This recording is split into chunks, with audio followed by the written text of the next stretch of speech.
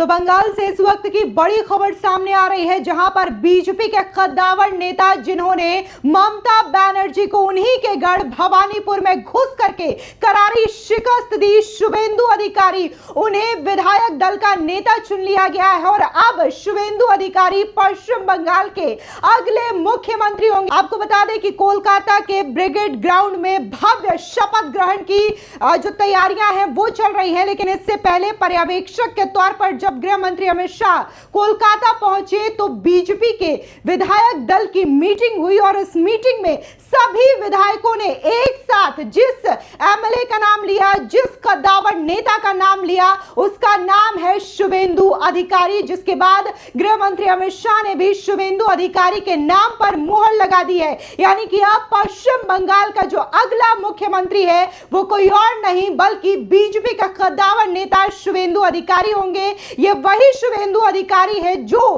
कभी ममता बनर्जी के बेहद करीबी माने जाते थे। ममता बनर्जी के दाहिने हाथ शुभेंदु अधिकारी को कहा जाता था। अब जिस तरीके से राजनीतिक सफर शुभेंदु अधिकारी का रहा, टीएमसी से वो बीजेपी में आए और उन्होंने एक एक नस टीएमसी की बखूबी जानी थी, जिसकी वजह से आज बीजेपी जो है वो पश्चिम बंगाल में सत्ता में आ सकी है। तो हम बात करने जा रहे हैं, हमारे साथ इस वक्त जुड़ रहे हैं हमारे जो जमीनी पत्रकार है चंद्रमौलेश्वर। क्या लगता है आपको, जिस तरीके से अनुमान लगाया जा रहा था, शुरू से ही रेस में कोई नाम नहीं था, सिर्फ और सिर्फ एक ही नाम शुभेंदु अधिकारी, जो कि हम भी बार बार कह रहे थे, क्योंकि जिस हिसाब से उन्होंने ममता बनर्जी को 2 बार पटखनी दी, नंदीग्राम और भवानीपुर, और टीएमसी के जितने भी कैडर थे, जितने भी गुंडे थे, उनके रग रग से वाकिफ थे, तो आपको लग रहा था शुरू से कि शुभेंदु अधिकारी ही वो सही नाम होगा जो कि टीएमसी को बखूबी संभाल पाएगा और कानून व्यवस्था दुरुस्त कर पाएंगे।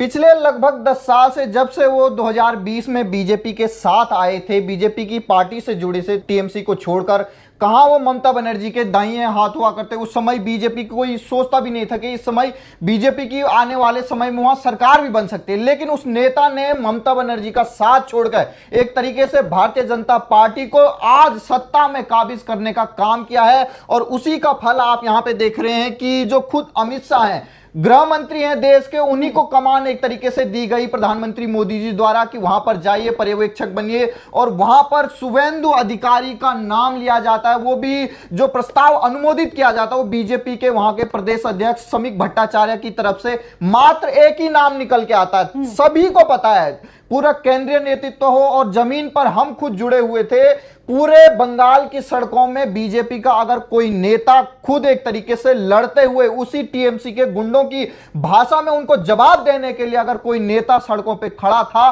तो वो शुभेंदु अधिकारी था। और आज एक तरीके से उनके लिए भावुक पल भी है, क्योंकि कल परसों ही उनके एक तरीके से जो पीए हैं उनकी किस तरीके से दर्दनाक मौत टीएमसी के गुंडों द्वारा कर दी गई। और आज जब वो फूट फूट कर रो रहे थे, जब वो श्रद्धांजलि दे रहे थे अपने पीए को, तो आज एक तरीके से ये पल उनके लिए भी बहुत भावुक कर देने वाला रहा। जैसे ही एक तरीके से अमित शाह ने ऐलान किया कि जो अगला मुख्यमंत्री बंगाल का होने जा रहा है वो होने जा रहा है शुभेंदु अधिकारी। मात्र 56 साल के हैं, युवा नेता आप मान सकते हैं। कहां अगर एक तरीके से आप राहुल गांधी को युवा नेता मान सकते हैं, ये तो उनसे भी एक तरीके से युवा ही हैं। और दूसरी तरफ टीएमसी के जो गुंडे हैं उनके रग रग से वाकिफ है। ममता क्या सोचती है, वो जो प्लानिंग करती है उसकी सारी नसें एक तरीके से शुभेंदु अधिकारी को पता है। तो एक ऐसा ही नेता, क्योंकि पहली बार भारतीय जनता पार्टी का कोई नेता वहां पर मुख्यमंत्री बना है, तो उसको उनकी चाल का भी पता होना चाहिए, इसलिए शुभेंदु अधिकारी को चुना गया है। और एक दिलचस्प बात यह है कि प्रधानमंत्री मोदी भी एक तरीके से अविवाहित हैं, योगी आदित्यनाथ भी एक तरीके से खुद संत हैं तो अविवाहित ही हैं, और शुभेंदु अधिकारी खुद अविवाहित हैं। एक तरीके से 36 के 36 गुण जिसे कहते हैं वो बीजेपी से मिल रहे हैं। इसलिए कई लोग हमें ये कह रहे थे कि नहीं नहीं बीजेपी तो चौंकाने वाले एक तरीके से नाम ले आती है, जिताता कोई और है और फल किसी और को मिल जाता है। तो वैसा इस बार नहीं हुआ। बीजेपी ने देखा जिस तरीके से हिमंता बिस्वा शर्मा ने जीत दिलाई, उनको फल मिला। एक तरीके से जहां जहां जिस नेता ने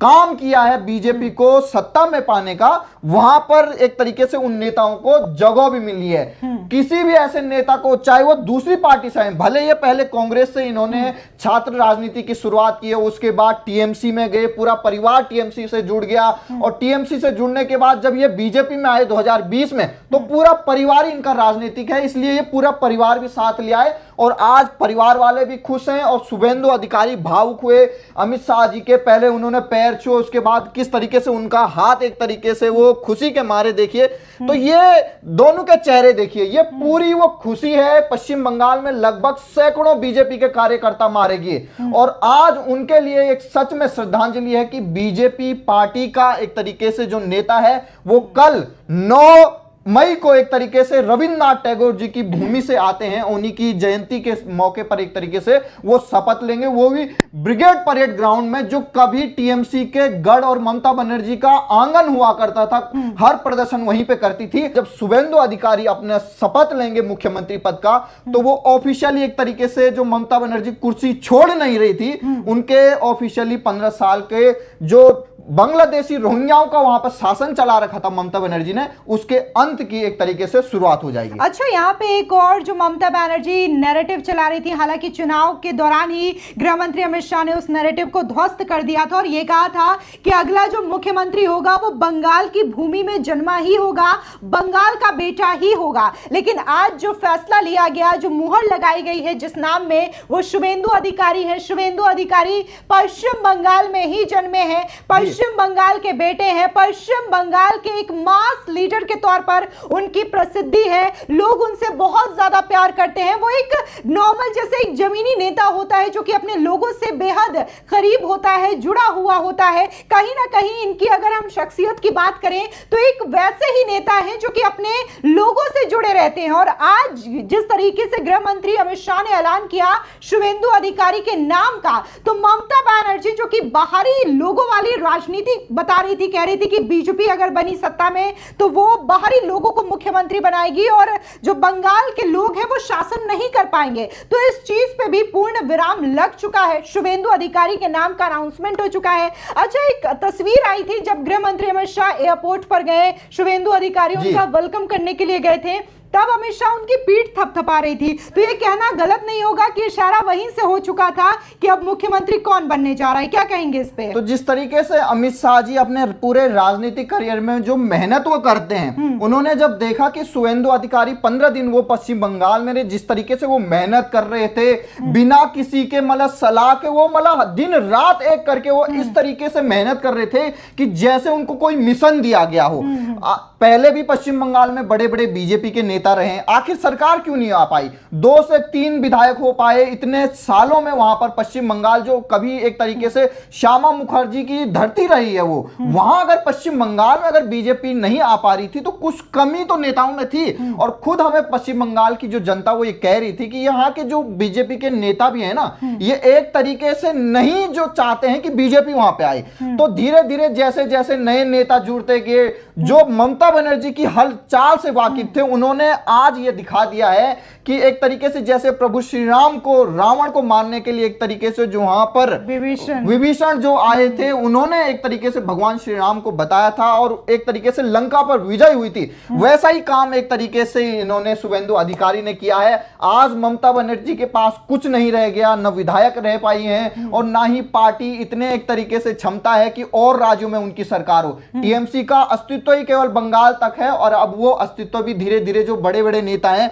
कोई माफी मांगता फिर रहा है, कोई एक तरीके से अपनी पार्टी को गाली दे रहा है और हर ऐसी चीजें होंगी, क्योंकि शुभेंदु अधिकारी को जो ये लोग समझ रहे हैं कि वो सॉफ्ट नेता हैं। मैं कह देना चाहता हूं, योगी आदित्यनाथ जैसे हैं, चाहे वो पुष्कर धामी हो, चाहे वो हेमंत बिश्व शर्मा हो, देवेंद्र फडणवीस हो, इनसे भी खतरनाक एक तरीके से आने वाले हैं और वहां पर चाहिए भी ऐसा नेता, क्योंकि जिस तरीके से टीएमसी ने वहां पर एक पूरा साम्राज्य बैठा रखा है, उस साम्राज्य को ध्वस्त करने के लिए ऐसा ही नेता चाहिए। और उन्होंने प्रेस कॉन्फ्रेंस में जैसे ही जीत हुई थी उसके बाद ये कहा था कि टीएमसी के गुंडे जो भी एक तरीके से कहीं दफ्तर जला रहे हैं, कहीं एक तरीके से हिंसा कर रहे हैं, उनको छोड़ा नहीं जाएगा, बख्शा नहीं जाएगा और बुलडोजर अब चल के रहेगा। उन्होंने पहले भी ऐलान किया था, हेमंत बिस्वा शर्मा आसाम से लग जाएंगे और ये यहाँ पर पश्चिम बंगाल से लग जाएंगे। तो मुझे नहीं लगता अब आने वाले समय में आपको पश्चिम बंगाल की जो सड़कें थी पहले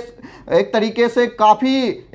से कंजेस्टेड हो गई थी, अब वो खुली खुली नजर आएंगी। पश्चिम बंगाल के लोग चैन की सांस लेंगे क्योंकि उनको नया मुख्यमंत्री मिल चुका है, शुभेंदु अधिकारी जैसा। बिल्कुल, शुभेंदु अधिकारी के नाम पर मुहर लग चुकी है। लेकिन उससे पहले रिजू दत्ता जो कि टीएमसी के प्रवक्ता हैं, आईपीएस अजय पाल शर्मा को घसीट के लाने की बात कर रहे थे उत्तर प्रदेश से। उनका एक वीडियो भी कल परसों सामने आया जहां पर वो शुभेंदु अधिकारी कल तक जिन्हें कहते थे उनसे बोल रहे हैं कि शुभेंदु दा मुझे माफ कर दीजिए क्योंकि मैंने आपके खिलाफ जो बातें कही या फिर बयान दिया वो मैं पार्टी के प्रेशर में आकर के दिया। अब पता नहीं रिजू दत्ता का क्या हाल होने वाला है क्योंकि कल तक तो शुभेंदु अधिकारी ने सिर्फ चुनाव ही जीता था, लेकिन आज वो अब बंगाल के जो मुख्यमंत्री के तौर पर उनके नाम पर मुहर लग चुकी है। तो जाहिर तौर पर टीएमसी के जितने भी प्रवक्ता हैं जो कल तक धमकी दे रहे थे, उल जलूल बातें कर रहे थे, टीएमसी के गुंडे जो कि लगातार बीजेपी के समर्थक, बीजेपी के नेताओं को परेशान कर रहे थे, अब उनकी जो टेंशन है वो बढ़ने वाली है। देखा होगा आपने कि अभिषेक बनर्जी जो एक तरीके से अमित शाह को धमकी दे रहे थे, उनके भी अब बोल एक तरीके से चुपचाप से सहमे से और हर किसी को जी लगा के बातें कर रहे हैं। उनके जो प्रवक्ता थे जिनकी बात आपने की है वो भी माफी मांगते फिर रहे हैं और एक तरीके से बीजेपी के बड़े बड़े नेताओं को वहां पर ये सलाह दे दी गई है गृह मंत्री अमित शाह द्वारा कि किसी भी नेता को आने वाले निगम के चुनाव तक नहीं शामिल किया जाएगा क्योंकि जो वहां की राजनीति है, पहले जो सीपीआईएम में हुआ करते थे जो गुंडे, वो जैसे ही टीएमसी की सरकार आई पूरा काडर वहां चला गया। ममता बनर्जी पूरी एक तरीके से सीपीआई प्रो बन गई और एक तरीके से जैसे ही अब बीजेपी की पार्टी की जीत हुई, तमाम आप देख रहे होंगे कि पटका डाले हुए और जो मतलब वोट नहीं देते वो भी वहां दफ्तरों का चक्कर लगा रहे हैं। तो बीजेपी ने यह साफ कर दिया है कि बिना ऑफिशियल अनुमति के कोई भी अपने आप को बीजेपी का कार्यकर्ता नहीं बताएगा और किसी को अभी शामिल भी नहीं किया जाएगा। उनमें छटनी होगी और जो छटनी में एक तरीके से सही निकल के आएगा उसी को शामिल किया जाएगा। तो अब टीएमसी खत्म हो चुकी है और वहां पर एक तरीके से एक छत्र राज अब बीजेपी का होने वाला है और आने वाले समय में जैसे ही कल ये शपथ लेंगे उसके बाद जो बुलडोजर का दौर चलेगा पश्चिम बंगाल में और जो पश्चिम बंगाल की जो सीमा है बांग्लादेश के साथ, अब ये कुछ देर तक गर्म रहने वाली है क्योंकि आर पार जाना लगा रहेगा जो रोहिंग्या बांग्लादेशी है। तो सीधे तौर पर पश्चिम बंगाल की सियासत का एक नया आगाज हो चुका है, नया शंखनाद हो चुका है और अब मुख्यमंत्री के तौर पर शुभेंदु अधिकारी के नाम का अनाउंसमेंट हो चुका है। कल वाली तस्वीर जो है वो बेहद दिलचस्प होने वाली है क्योंकि कल वो अपने कैबिनेट के साथ मुख्यमंत्री पद की शपथ लेंगे और ये तस्वीर ममता बनर्जी की टेंशन बढ़ाने वाली होगी। धन्यवाद।